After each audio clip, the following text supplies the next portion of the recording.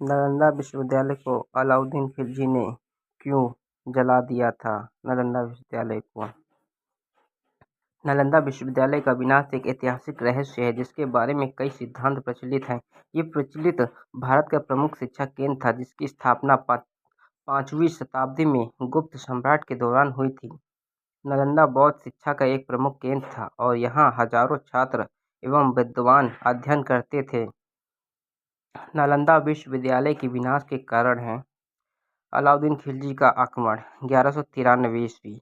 सबसे प्रचलित मान्यता है कि तुर्क आक्रमणकारी अलाउद्दीन खिलजी ने नालंदा विश्वविद्यालय को नष्ट कर दिया था।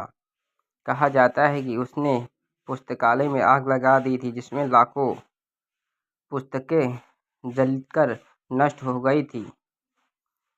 तब तक वो 2 साल कुछ महीने जली थी। इस हमले के बाद नालंदा का पतन हो गया और ये शिक्षा धीरे धीरे खंडहर में बदल गया।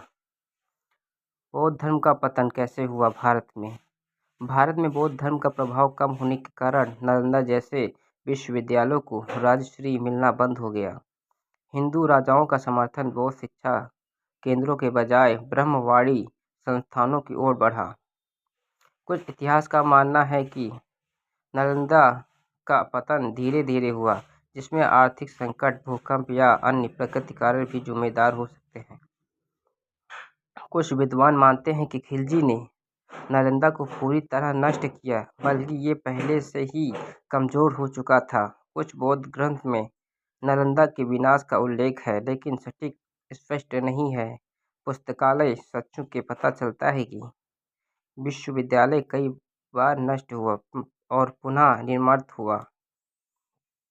नालंदा विश्वविद्यालय की विनाश मुख्य रूप से खिलजी ने अलाउद्दीन खिलजी के आक्रमण से जोड़ा है, लेकिन इसके पीछे धार्मिक, आर्थिक और सामाजिक परिवर्तन भी जिम्मेदार हो सकते हैं।